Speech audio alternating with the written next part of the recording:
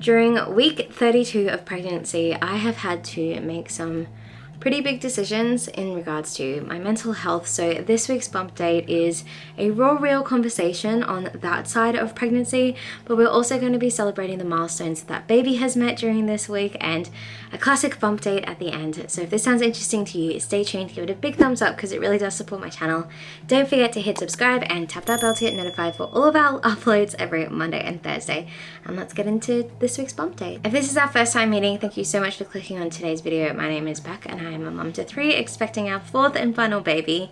And during this last week of pregnancy, it has been pretty challenging in regards to looking after myself. So the last video that I would have uploaded in our pregnancy journey was my last obstetrician appointment, where they did a routine scanner and my obstetrician flagged the fact that I was coming back with signs that I was depressed. And this didn't really take Michael and I by surprise, because I had already told Mick one night that I was feeling more than just hormonally sad.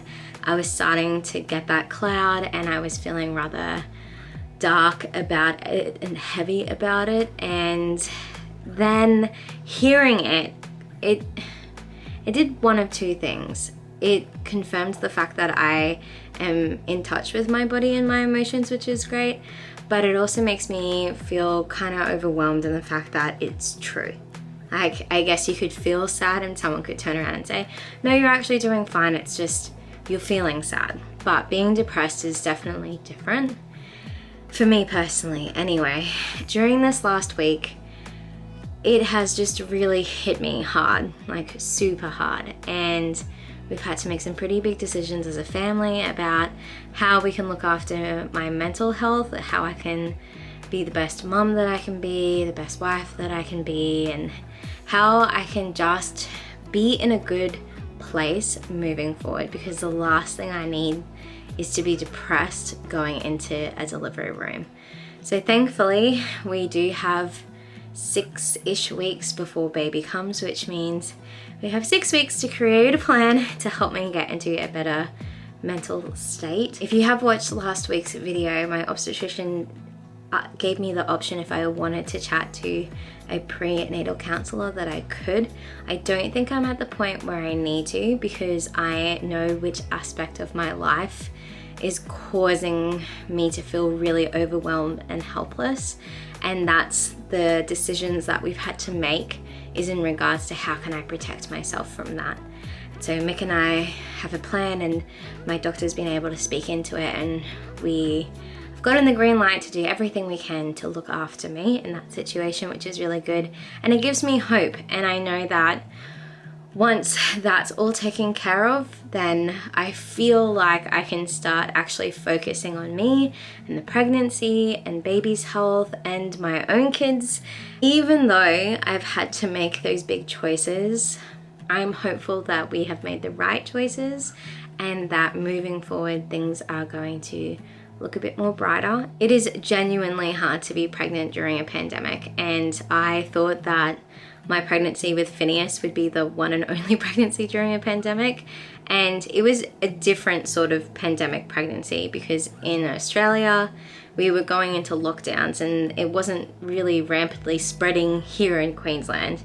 However, this time around, the borders are open, restrictions are lifting, people are getting it everywhere, and it's tricky to try and figure it all out. And as a sequencer, it's really hard to come up with a game plan where I can protect me, the baby, the family, making sure that we're okay so that we can deliver this baby in a good place, like mentally and physically. And if I get it, then I have to go into isolation, and then if I miss out on medical appointments, what does that mean? And like that side of pregnancy is already tricky, let alone other sides of my personal life. So if you are pregnant during this pandemic and you are feeling overwhelmed, definitely seek medical help. Talk to the people in your circle of trust. Like, don't hide it, because I feel like it's perfectly fine to feel overwhelmed but hiding it doesn't help anyone. During this 32nd week of pregnancy, baby has absolutely grown and developed. It is amazing to think that they are currently the size of a volleyball. According to fruits, they're the size of a rock melon. It's interesting now that we are on the countdown that baby is definitely becoming more independent, which is fantastic. So I'm pretty sure a full-time baby is classified around that 37-week mark, but being 32 weeks, baby's organs are all fully formed and developed now, except for the lungs. The lungs need a little bit more time to mature and get ready. However, baby is using the amniotic fluid as a breathing practice, which is really cool. So on average, babies of this gestation are generally 42 centimeters in length and weighing roughly around 3.7 pounds, which is pretty much half of baby's birth weight, which is crazy. I really love the pregnancy app Ovia because it does give a hand and foot comparison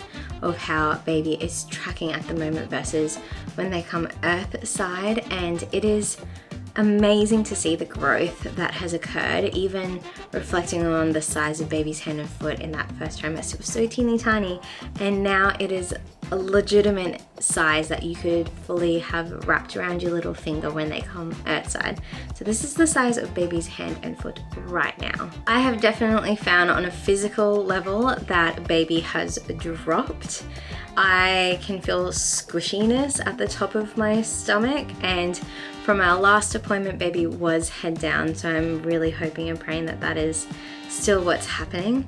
I know when baby gets hiccups, which it is getting really regularly, that it is quite down, like low down, that I'm feeling it, and that it's more so like feet and hands that I'm getting around the top of my belly. The weight distribution is absolutely heavier down the bottom. I'm having to readjust the way in which I walk, and if I'm bending down, I am trying to pivot in ways that help support my pelvic floor, but during this last week that really has started to deteriorate even more so. I am so thankful for this pregnancy, and I am never ungrateful for it, but at the same time I know that there are other moms out there who are going to be feeling the same realities that I'm feeling, and I just want to make sure that people don't feel alone in the pregnancy journey, because we all have different walks of life, and I'm just sharing my thoughts and experiences in the hopes that it will help somebody out there. But it's also good to look back on. I know once this whole pregnancy journey is finished, whether I'll miss it or not, I'm not quite sure yet, but I am just feeling all the pregnancy symptoms right now. My heartburn has been super extreme this last week, to the point where I am having to take medication for it. I have had a lot of morning sickness, like physical morning sickness, not just gagging this week. I don't know if that's stress related from my anxiety or if it's coming back. I'm not sure. So stay tuned for next week's bump date to hear how it goes, because as of next week, I will be able to solely and wholly focus on me and my family, and I'm really hoping that that's going to help my mental health and help enjoy the last part of this pregnancy journey. It's interesting that all these little signs and symptoms that I'm feeling do actually point to a gender, and I will be very intrigued to see if that is the gender that we are blessed with. Thank you so much for tuning into this week's bump date. I hope it has helped you if you are also on this pregnancy journey with me. If you are, please comment down below your expected due date. I would love to connect with you. But other than that, I will finish with a quick little bump date. But if you have liked today's video, please give it a thumbs up. It really does support my channel. Don't forget to hit subscribe and tap that bell to get notified when we upload every Monday and Thursday. And stay tuned to the end screen if you haven't watched our old wives' tale gender prediction, because this parenting gig doesn't come with a rule book. We only have each other. And I'll see you in next week's bump date. Bye.